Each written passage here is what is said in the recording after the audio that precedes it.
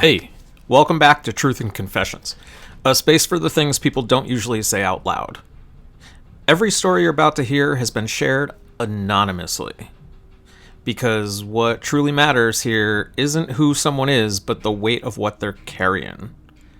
So this is Truth and Confessions, and we're so glad you're here with us. So what do you say we jump in?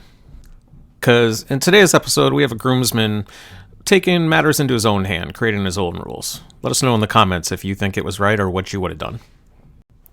So, a couple of years ago, a good friend asked me to be a groomsman in his wedding.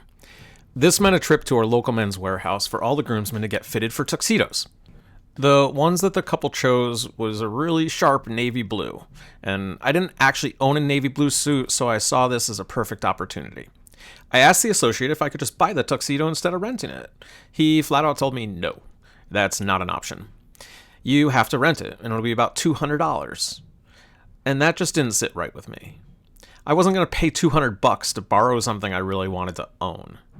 So I thought for a second and asked, okay, can I pay for the rental with cash? Of course the answer was yes. So I zipped over to the ATM down the street and pulled out the cash and paid for my rental. I gave them all my real contact information, my phone number, my address, everything. Then when the time came, I picked up the suit, and to this day, I have never returned it. In my mind, I purchased the tuxedo. I mean, I paid for it, right? The funny thing is, I only ever got 2 text messages reminding me to bring it back, which you can guess I ignored. Now, a few of the other groomsmen were super nervous for me, telling me it was a bad idea, but I read the rental agreement. The worst thing that could happen was a late fee. So I figured, okay, maybe I'll just be banned from renting at Men's Warehouse in the future. A risk I was willing to take. And honestly, I have zero regrets about my decision. Well, if you ask me, this whole thing sounds like a case of tux evasion, doesn't it? On the surface, it looks like a perfectly tailored act of rebellion.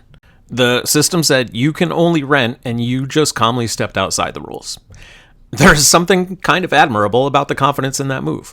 There was no panic, no elaborate excuses, just a quiet decision and an ATM withdrawal. And a new lifetime commitment to a navy blue tuxedo that apparently chose you. But let's look a little deeper in the sincere part stitched into the lining of this story. What you really bought wasn't just a suit. You bought a story, and now you're responsible for it. It's a story that lives in that gray area between a clever loophole and just willingly avoiding the rules. You knew the rule, you read the consequences on the contract, and decided the price of living with that choice was acceptable to you. That's not ignorance. It's a different kind of ownership. And this is where it gets interesting. This isn't really about store policy or legality. It's about self-trust. You decided that your values, not wanting to rent something you could own, mattered more than the social pressure from your friends. The raised eyebrows or a couple automated reminder texts. That kind of clarity about what you want is actually pretty rare.